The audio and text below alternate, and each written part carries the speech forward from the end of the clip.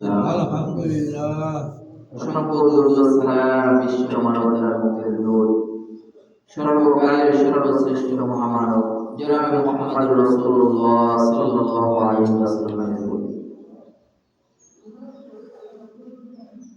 আল্লাহর হাবিব সাল্লাল্লাহু আলাইহি ওয়াসাল্লামকে এই পৃথিবীবাসীর জন্য আল্লাহ পাক রব্বুল আলামিন রহমত স্বরূপ প্রেরণ করেছিলেন। আল্লাহর হাবিব সাল্লাল্লাহু আলাইহি ওয়াসাল্লাম তিনি এই বিশ্বের প্রত্যেকটি প্রাণীর জন্য রহমত ছিলেন, আশার আলো ছিলেন। আল্লাহর হাবিব সাল্লাল্লাহু আলাইহি ওয়াসাল্লাম পৃথিবীর বুকে আসার আগে পৃথিবীর অবস্থার যে নাজুক অবস্থা ছিল, আল্লাহর হাবিব সাল্লাল্লাহু আলাইহি ওয়াসাল্লাম পৃথিবীতে আগমনের পরে এই জাহিলিয়াতি, এই খারাপিয়াতি আল্লাহর হাবিব সাল্লাল্লাহু আলাইহি ওয়াসাল্লাম এমন ভাবে দূর করেছিলেন যে আল্লাহর হাবিব সাল্লাল্লাহু আলাইহি ওয়াসাল্লাম পরবর্তী যে যুগটায় ছিলেন, সেই যুগটা আনেওয়ালা যত উম্মত আছে প্রত্যেকটি উম্মতের জন্য রাসূল সাল্লাল্লাহু আলাইহি ওয়াসাল্লামের যুগের অর্থাৎ যারা ঈমান এনেছিল তার প্রত্যেকটি মানুষ আল্লাহর হাবিব সাল্লাল্লাহু আলাইহি ওয়াসাল্লাম যাদেরকে বলেছেন আসহাবিকান নুজুম ফাবিআইহিম ইকতাদাইতুম ইহতাদাইতুম। সুবহানাল্লাহ। যে আমার একজন সাহাবীর যদি তোমরা অনুসরণ করো, যে কোনো একজন সাহাবীর তোমরা যদি অনুসরণ করো, তাহলে তোমরা হিদায়াত প্রাপ্ত হয়ে যাবে। বলে সুবহানাল্লাহ। তো সেই যুগটা স্বর্ণের যুগে পরিণত হয়েছে। রাসূল সাল্লাল্লাহু আলাইহি ওয়াসাল্লাম দিনের দাওয়াত মানুষের মাঝে এমন ভাবে পৌঁছেছিলেন যে মক্কার এমন কোনো জায়গা ছিল না, এমন কোনো বাজার ছিল না, এমন কোনো স্থান ছিল না যেখানে রাসূল সাল্লাল্লাহু আলাইহি ওয়াসাল্লাম দ্বীনের দাওয়াত নিয়ে গমন করেন নাই। বলেন সুবহানাল্লাহ। জুলমাজাজ ওয়াকাস মেলা সহ সর্বত্র রাসূল সাল্লাল্লাহু আলাইহি ওয়াসাল্লাম বারে বারে মানুষের মাঝে এই দ্বীনের অমীয় সুধা তুলে ধরেছেন। কেমন যেন মক্কার খেজুর গাছগুলি এখনো যেন বলতে থাকে যে ধন্য আমি ধন্য, আমার বুকে চড়েছিলেন নবী মোর অনন্য, ধন্য আমি ধন্য। তো রাসূল সাল্লাল্লাহু আলাইহি ওয়াসাল্লামকে আল্লাহ পাক রব্বুল আলামিন আমাদের জন্য রহমত স্বরূপ প্রেরণ করেছিলেন। যারা রাসূলুল্লাহ সাল্লাল্লাহু আলাইহি ওয়াসাল্লামকে নবী হিসেবে গ্রহণ করে রাসূল সাল্লাল্লাহু আলাইহি ওয়াসাল্লামকে জীবনের রাসূল সাল্লাল্লাহু আলাইহি ওয়াসাল্লামের আদর্শকে যারা জীবনের পাথেয় বানিয়েছে, যারা রাসূল সাল্লাল্লাহু আলাইহি ওয়াসাল্লামকে রাসূল সাল্লাল্লাহু আলাইহি ওয়াসাল্লামের আদর্শকে যে জাতি, যে গোষ্ঠী, যে বংশ, যে সমাজ রাসূল সাল্লাল্লাহু আলাইহি ওয়াসাল্লামের আদর্শকে যারা পাথেয় বানিয়েছে, জীবন চলার সঙ্গী বানিয়েছে, তারা কামিয়াব হয়ে গেছে। সুবহানাল্লাহ। তার প্রত্যেকটি জাতি, দেশ কামিয়াব হয়ে গেছে। রজব মাস, যে মাসে রাসূল সাল্লাল্লাহু আলাইহি ওয়াসাল্লাম মিরাজ করেছিলেন, মিরাজ হলো রাসূল সাল্লাল্লাহু আলাইহি ওয়াসাল্লামের সবথেকে বড় একটি মুজিজা, যেটা শুধুমাত্র রাসূলুল্লাহ সাল্লাল্লাহু আলাইহি ওয়াসাল্লামকে আল্লাহ পাক রব্বুল আলামিন দান করেছিলেন। অন্য নবীকে এইভাবে মিরাজ দেওয়া হয়। মুসা কালিমুল্লাহ, মুসা আলাইহিস সালাতু ওয়াস সালাম, যিনি আল্লাহ পাকের সঙ্গে সরাসরি কথা বলতেন, কিন্তু দূর থেকে, দূর থেকে গায়েবী আওয়াজ আল্লাহ পাক রব্বুল আলামিন দিতেন, কিন্তু সরাসরি আল্লাহর কাছে যান নাই। এভাবে সকল নবীদের সাথে আল্লাহ পাক রব্বুল আলামিন জিবরাইল আলাইহিস সালাতু ওয়াস সালামের মাধ্যমে তার বার্তা নবীদের মাধ্যমে মানুষকে পৌঁছে দিয়েছেন। কিন্তু আমাদের নবী হুজুর সাল্লাল্লাহু সাল্লাল্লাহু আলাইহি ওয়াসাল্লামকে আল্লাহ পাক রব্বুল আলামিন এই রজব মাসে আজকে গত রাতে সেই রাতটা গেছে যে এই রাতে আল্লাহ পাক রব্বুল আলামিন রজব মাসের 27 তারিখে আল্লাহর হাবিব সাল্লাল্লাহু আলাইহি ওয়াসাল্লামকে আল্লাহ পাক রব্বুল আলামিন সেই মিরাজের রাতে আল্লাহ পাক রব্বুল আলামিনের কাছে দাওয়াত দিয়ে নিয়ে গেছেন। বলেন সুবহানাল্লাহ। তো রাসূল সাল্লাল্লাহু আলাইহি ওয়াসাল্লাম যাইতেছিল আর বিভিন্ন অলৌকিক ঘটনা রাসূল সাল্লাল্লাহু আলাইহি ওয়াসাল্লামের সামনে আসতেছিল, যে ঘটনাগুলি আপনারা গত জুমায় শুনতেছিলেন। আল্লাহর হাবিব সাল্লাল্লাহু আলাইহি ওয়াসাল্লামকে সর্বপ্রথম বাইতুল্লাহ থেকে বাইতুল মুকাদ্দাস পর্যন্ত নিয়ে যাওয়া হলো। বাইতুল্লাহ থেকে বাইতুল মুকাদ্দাস পর্যন্ত নিয়ে যাওয়া হলো। তো বাইতুল মুকাদ্দাসে যাওয়ার পূর্বে রাসূল সাল্লাল্লাহু আলাইহি ওয়াসাল্লাম কিছু ঘটনা দেখতেছিলেন। কিছু ঘটনা রাসূল সাল্লাল্লাহু আলাইহি ওয়াসাল্লামকে আশ্চর্য করতেছিল। জিবরাইল আলাইহিস সালাতু ওয়াস সালাম রাসূল সাল্লাল্লাহু আলাইহি ওয়াসাল্লামকে এই সমস্ত ঘটনার কিছু বর্ণনা, সামান্য বর্ণনা দিয়েছিলেন। রাসূল সাল্লাল্লাহু আলাইহি ওয়াসাল্লাম দেখলেন যে একদল লোক যাদের হাতে তামার বড় বড় নখ রয়েছে। কি রয়েছে? তামার বড় বড় নখ রয়েছে, যে নখগুলির মাধ্যমে তারা তাদের মুখের বস্তুগুলো খামচাইতেছে। রাসূল সাল্লাল্লাহু আলাইহি ওয়াসাল্লাম জিজ্ঞাসা করলো, ইয়া কারা? জিবরাইল আলাইহিস সালাতু ওয়াস সালাম উত্তর করলেন যে এরা হলো ওই সমস্ত লোক যারা আপনার উম্মতের ভিতর যারা একে অপরের গীবত শিকায়ত করত। কি করত? একে অপরের বলেন মুসলিম বলেন গীবত শিকায়ত করত। দেখেন রাসূল সাল্লাল্লাহু আলাইহি ওয়াসাল্লাম কি আলামে বরযাখ অর্থাৎ রূহের জগতে, কবরের জগতে কি হবে, কি পাবে, কি শাস্তি, এটা দেখানো হয়েছিল। যার সর্বপ্রথম শাস্তি দেখানো হয়েছিল এই শাস্তিটা, যেটা যে এক ভাই আর এক ভাইয়ের যদি গীবত করা হয়, শিকায়ত করা হয়, তাহলে কি শাস্তি হবে। কেননা এই গীবতের কি শাস্তি রাসূল আল্লাহ পাক রব্বুল আলামিন কোরআনের ভিতরে বলে দিয়েছিলেন যে এক ভাইয়ের গোশত খাওয়া যেমন হারাম গুনাহ বা খাওয়া যায় না, কিন্তু গীবত করলে ওরকম সেম ওই গুনাহটাই হয়ে যায়। বলেন নাউজুবিল্লাহ। নাউজুবিল্লাহ। যেন যে গীবত করলো সেজন্য অপর ভাইয়ের গোশত খায়। কত বড় জঘন্যতম গুনাহ, হ্যাঁ, গীবত করা। কিন্তু দেখেন এই পাপটা আমাদের মাঝে এখন মহামারী আকার ধারণ করেছে।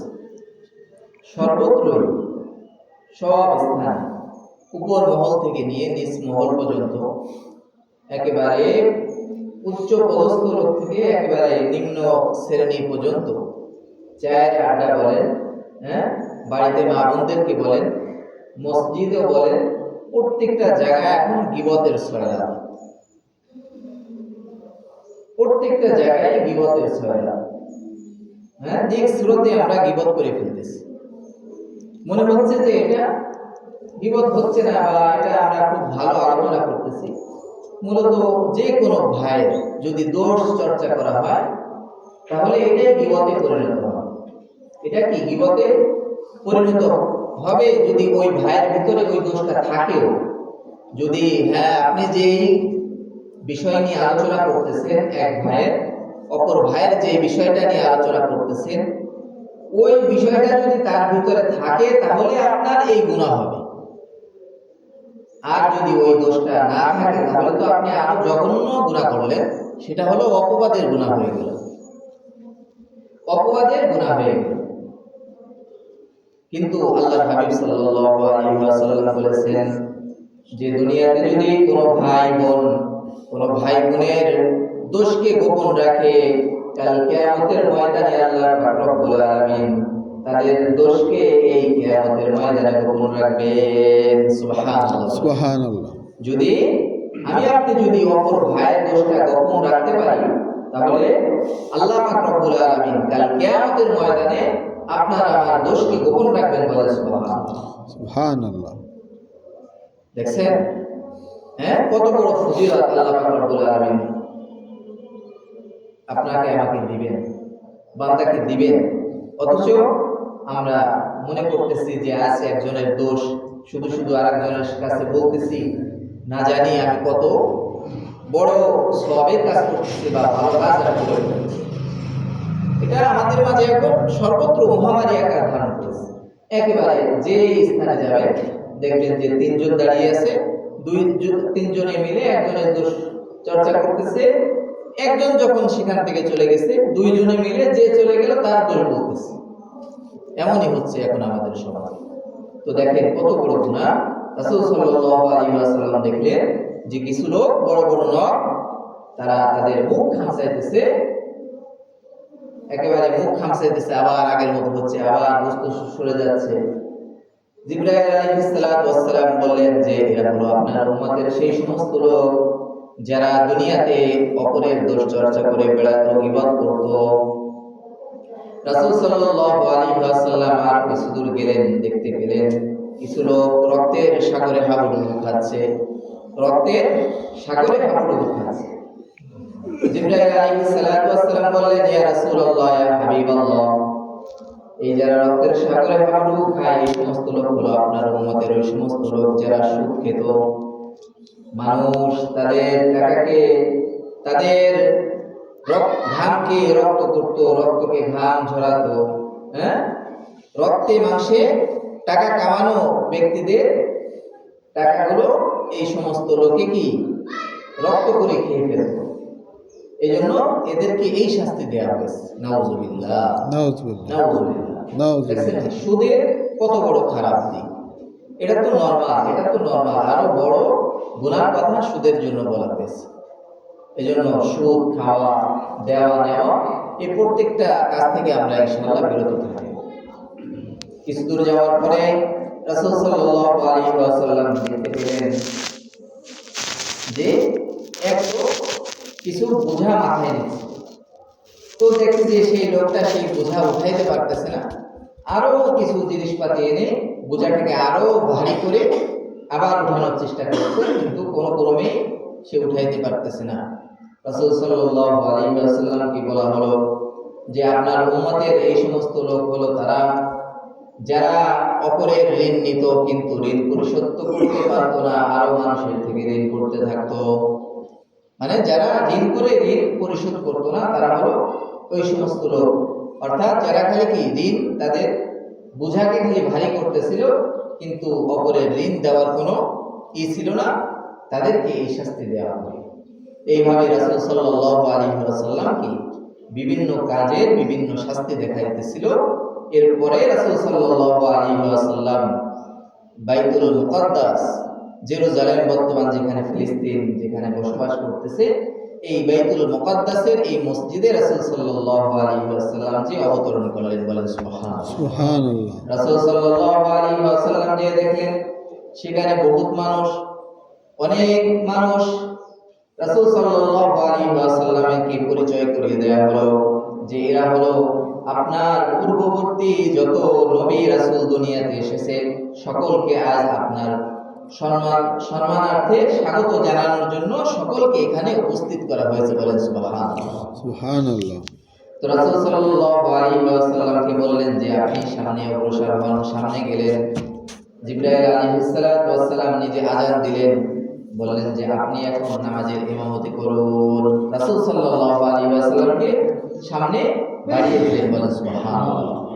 এজন্য আমাদের নবী হুজুর সাল্লাল্লাহু আলাইহি ওয়াসাল্লামকে বলা হয় ইমামুল মুরসালিন, বলেন সুবহানাল্লাহ, সকল নবীদের ইমাম। তো আমি আজকে আলোচনার এত অল্প সময়ে আলোচনা করা সম্ভব হয় না। আমি আজকে আল্লাহ পাক রব্বুল আলামিনের কাছ থেকে আমাদের নবী হুজুর সাল্লাল্লাহু আলাইহি ওয়াসাল্লাম 3টি হাদিয়া নিয়ে এসেছিল। কয়টি হাদিয়া? 3টি হাদিয়া, অর্থাৎ 3টি উপঢৌকন আমাদের জন্য আল্লাহ পাক রব্বুল আলামিন আমাদের নবীকে দিয়েছিলেন, বলেন সুবহানাল্লাহ। বন্ধুর বাড়িতে বন্ধু গেলে যাওয়ার সময় কিছু হাদিয়া নিয়ে যেতে হয়, এটা সুন্নাত, নিয়ে যাওয়া সুন্নাত। ধরেন আপনি কারো বাড়িতে বেড়াইতে যাবেন, আপনি একটু মিষ্টি অথবা কিছু চকলেট, কিছু ফলমূল এটা নিয়ে গেলেন, এটা নেওয়া সুন্নাত, এটা নেওয়া কি সুন্নাত। এবং আপনার বাড়িতে কেউ আসলে, যারা আছে বাড়িতে, ওখান থেকে কিছু হাদিয়া দিয়ে দেওয়াও সুন্নাত, ওরকম ভাবে কিছু দিয়ে দেওয়াও সুন্নাত। তো আল্লাহ পাক রব্বুল আলামিনের বাড়িতে তার বন্ধু গিয়েছে, কিছু তো হাদিয়া অবশ্যই দিবে নাকি? হ্যাঁ, কিছু হাদিয়া দিয়েও দিয়েছে, বলেন সুবহানাল্লাহ। সুবহানাল্লাহ। আল্লাহ পাক রব্বুল আলামিন আমাদের নবী হুজুর সাল্লাল্লাহু আলাইহি ওয়াসাল্লাম সর্বপ্রথম যে হাদিয়া দিলেন, আল্লাহ পাক রব্বুল আলামিন বললেন যে তোমার উম্মতের জন্য আমি 50 ওয়াক্ত নামাজকে হাদিয়া দিলাম। সুবহানাল্লাহ। তো আল্লাহ পাক রব্বুল আলামিনের কাছ থেকে যখন ফিরে আসতেছিল, মুসা আলাইহিস সালাতু ওয়াস সালামের সঙ্গে দেখা হলো। মুসা আলাইহিস সালাতু ওয়াস সালাম বলতেছে যে আপনার প্রভু, আপনার আল্লাহ আপনাকে কি হাদিয়া দিল? বলতেছে আমাকে 50 ওয়াক্ত নামাজ হাদিয়া দিয়েছে। রাসূল সাল্লাল্লাহু আলাইহি ওয়াসাল্লাম তো হাদিয়া পেয়ে খুশি মনে চলে আসতেছিল। মুসা আলাইহিস সালাতু ওয়াস সালাম বললেন যে আমি বনি ইসরাইলকে চিনি, আমার উম্মতদেরকে আমি দেখেছি, তারা বড় খুব ডেঞ্জারাস উম্মত ছিল, তাদেরকে তো আমি অল্প নামাজই পড়াইতে পারি নাই, আর আপনার উম্মত তো হবে দুর্বল উম্মত, এই উম্মতদেরকে আপনি কিভাবে 50 ওয়াক্ত নামাজ পড়াবেন? আল্লাহর কাছে ফিরে যান, কিছু কমায় নিয়ে আসেন। এইভাবে প্রথম গেল, আল্লাহ পাক রব্বুল আলামিন 5 ওয়াক্ত নামাজ কমিয়ে দিলেন। এইভাবে 9 বার গেলেন, 9 5 9 45 45, 5 নং কত? 45 ওয়াক্ত নামাজ কমিয়ে দেয়া হলো। এরপর আবার মুসা আলাইহিস সালাতু ওয়াস সালাম বললেন যে এবারও আপনি যান, এই 5 ওয়াক্ত থেকেও কিছু কমায় নিয়ে আসেন। কিন্তু রাসূল সাল্লাল্লাহু আলাইহি ওয়াসাল্লাম বললেন যে না, আমার লজ্জা লাগে, আমি আর যেতে পারবো না, এবার যদি যাই তাহলে পুরোটাই আল্লাহ পাক রব্বুল আলামিন কমিয়ে দিবেন। রাসূল সাল্লাল্লাহু আলাইহি ওয়াসাল্লাম ফিরে আসতেছিল, গায়বী আওয়াজ হলো যে আমার হুকুমের ভিতরে কোনো প্রকার নড়চড় হয় না, বলেন সুবহানাল্লাহ। অর্থাৎ তোমার উম্মত 5 ওয়াক্ত নামাজ পড়বে ঠিকই, কিন্তু আমি তাদেরকে 50 ওয়াক্ত নামাজের সওয়াব দান করব, বলেন সুবহানাল্লাহ। কত ওয়াক্ত? 50 ওয়াক্ত। 5 ওয়াক্ত নামাজ পড়লে কত ওয়াক্তর সওয়াব হবে? 50 ওয়াক্ত নামাজের সওয়াব হবে। এরপরে আল্লাহ পাক রব্বুল আলামিন দ্বিতীয় যে হাদিয়া দিলেন সেটা হলো সূরাতুল বাকারার শেষ 3 আয়াত, আমানার রাসূলু বিমা উনজিলা ইলাইহি, এখান থেকে শেষ পর্যন্ত আল্লাহ পাক রব্বুল আলামিন মিরাজের রাতে দান করেছিলেন।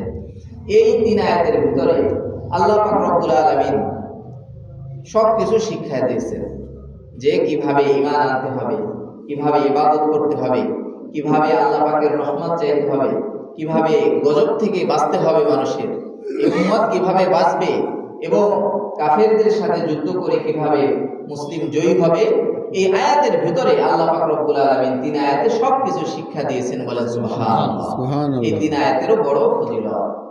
তৃতীয় নাম্বার যে হাদিয়া আল্লাহ পাক রব্বুল আলামিন আমাদের নবীকে সেই মিরাজের রাতে দিয়েছিলেন, এটা বড় হাদিয়া, বড় খুশির হাদিয়া এটা, যে আপনার উম্মত যত বড় গুনাহগার হোক না কেন, খুব খেয়াল করে শুনেন, আপনার উম্মত যত বড় গুনাহগার হোক না কেন, শিরকের গুনাহ ব্যতীত যারা আল্লাহ পাক রব্বুল আলামিনের সাথে শিরক না করবে, তার শিরক না করা প্রত্যেকটি বান্দা বান্দীকে আল্লাহ পাক রব্বুল আলামিন ক্ষমা করে দিবেন। সুবহানাল্লাহ, সুবহানাল্লাহ। কেউ যদি আল্লাহ পাক রব্বুল আলামিনের সাথে শরীক না করে, আল্লাহ পাক রব্বুল আলামিনের সাথে যদি কেউ সাব্যস্ত না করে, তাহলে আল্লাহ পাক রব্বুল আলামিন তাদেরকে যে কোনো মাধ্যমে হোক ক্ষমা করে দিবেন। হ্যাঁ, অনেক সুপারিশকারী কিয়ামতের ময়দানে হবে, নবী রাসূল, পীর, ওলিয়া আউলিয়া, পিতা মাতা, তারপরে কি নেককার সন্তান, এরকম ভাবে দান সদকা খয়রাত সবকিছু আপনার আমার জন্য সুপারিশকারী হয়ে যেতে পারে। রোজা নামাজ যা কিছু শুনেন যে সুপারিশ করবে, সবকিছু একজন মুমিনের জন্য সুপারিশকারী হয়ে যাবে, বলেন সুবহানাল্লাহ। কিন্তু কাফের যারা হবে, যারা আল্লাহ পাক রব্বুল আলামিনের সাথে অংশীদার সাব্যস্ত করে, এদের কোনো সুপারিশকারী সেদিন পাওয়া যাবে না। তৃতীয় যে হাদিয়ার কথা আল্লাহর হাবিব সাল্লাল্লাহু আলাইহি ওয়াসাল্লাম বলেছেন যে এই যে তাহলে আমরা এই যে তৃতীয় নাম্বার যে হাদিয়ার যে অন্তর্ভুক্ত যদি আমরা না হয়ে থাকি, যদি আমরা কেউ আল্লাহ পাকের সঙ্গে যদি কোনোভাবে যদি শিরক করে থাকি, তাহলে এই কাজ থেকে ফিরে এসেও যদি আমি এখন তওবা করি, তাহলে আল্লাহ পাক রব্বুল আলামিন আমাদেরকে ক্ষমা করে দিবেন, বলেন সুবহানাল্লাহ। এজন্য আসেন যে 3টি হাদিয়া আমাদের জন্য রাসূল সাল্লাল্লাহু আলাইহি ওয়াসাল্লাম নিয়ে এসেছিল, এই 3টি হাদিয়া আমরা গ্রহণ করার জন্য চেষ্টা করি। আল্লাহর হাবিব সাল্লাল্লাহু আলাইহি ওয়াসাল্লাম তো আমাদেরকে দিয়েছেন, এখন শুধু আমাদের গ্রহণ করতে হবে। প্রথম নাম্বার হাদিয়ার কথা কি বললাম? নামাজের কথা আল্লাহর নবী সাল্লাল্লাহু আলাইহি ওয়াসাল্লাম বলেছেন। তো আমরা সকলে ইনশাআল্লাহ নামাজের প্রতি আল্লাহ পাক রব্বুল আলামিন আমাদেরকে তৌফিক দান করেন। সকলে বলে আমিন।